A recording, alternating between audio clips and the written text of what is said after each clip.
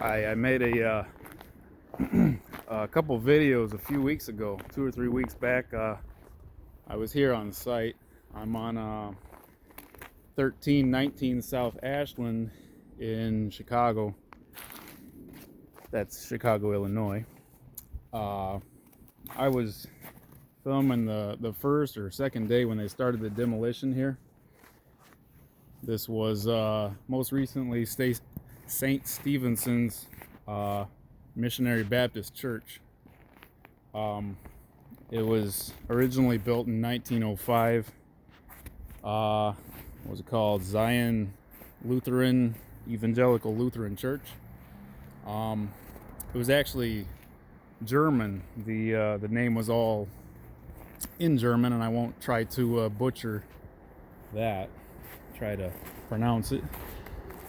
But so it was there from 1905 to 1923, and then 1905 to 1923, and then in 1925 until about 45, it was the Dutch Reformed First Christian Church.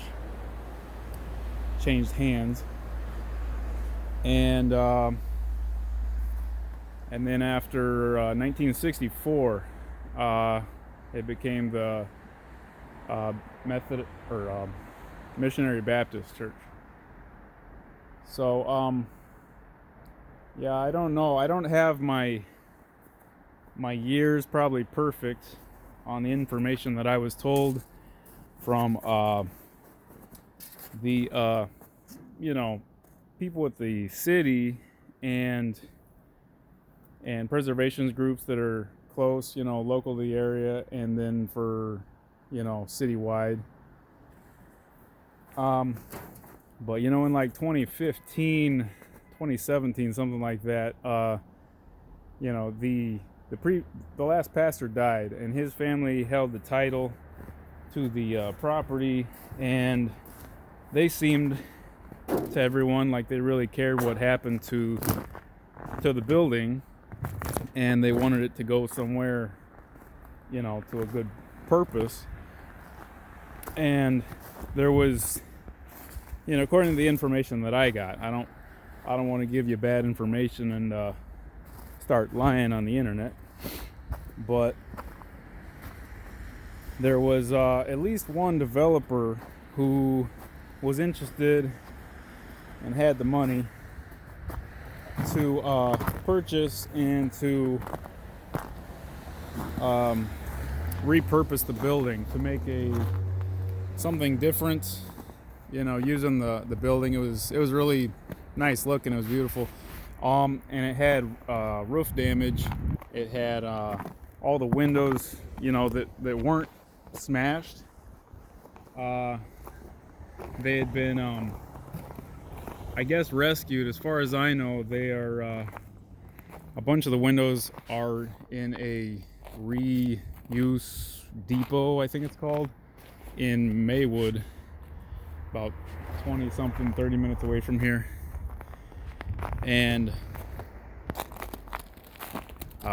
so some of the windows, I think, are saved. I was gonna try to go by there earlier today and never had a chance to look, but if I get there, I'll show you that too. But anyway, a developer was interested in repurposing the property, and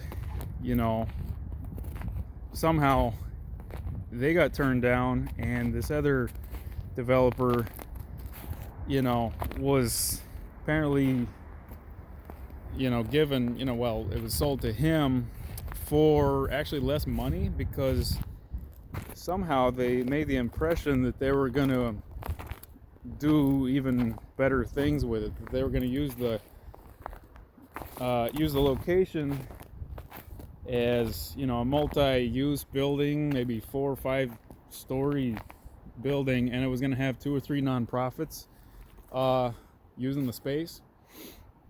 And then I guess as soon as it was sold, it was a surprise to everybody when they turned in application with the city for demolition permits. And so then all the preservation minded people and I don't know, whoever else, actually city reps with Department of Planning and Development, tried to negotiate and work with the new developer, the new owner, on all kinds of different ways that they could and should try to use the property or try to use the building itself and make something impressive here. And I'm pretty sure it's going to get replaced with something that's a whole bunch of concrete and glass and just your regular old stuff like every other building. A lot of people cared here, and I guess it wouldn't really matter if nobody cared, but there's always somebody that cares. Basically, a lot of I sent my own letters, I guess, emails or whatever, to city and aldermen, tried to make my own suggestions and ideas and thoughts on all the ways we could use all this stone that's up here, salvage that, just have the demolition crew set it aside or whatever and store it or something, and then use all the acres and acres of vacant land that's sitting out to the east here and just save a little section of that. They say that's going to be developed now in the next 5 to 10, 15 years, who knows, and build like a gazebo or something and just recycle, reuse all this stone, because it's really nice looking stuff. And you have to imagine all the the months it took for people making stone, stained glass, everything like that, carving all this stone. Here's initials WB. It's on the side of some of these. That's the big stones that used to be in the windows. That was up here about 30 feet up or something, way up between these two sides. On the south side right here used to be the bell tower. I had gone up there when they started putting up the scaffolding in the front, and I was like, oh cool, the place was open, and I came in and took a bunch of pictures and thought, wow, somebody's gonna fix this place up, and it's gonna look awesome once they just probably gut it out, like all the ruined ceilings, the plaster, all that is coming down, and it's basically like rehabbing any house. Just gut out all the plaster and the dry rot stuff and whatever. But it had a great structure, nothing was wrong with it the way it was. It could have been reused in 20 different ways, who knows. But this is the last chance to take a look at it. It's already been 2 weeks, and I think they've been held up with the demolition now probably several days, because this is the getting to the end of February, and we already had the 2, almost 3 feet of snow some places here just in the last few weeks. So it's gonna be a matter of days, I guess, probably before it's gone. But thanks for watching, and I hope I hope the city changes its policies, I guess, on letting just anybody buy certain properties, irreplaceable, if they're special to a community. I would think.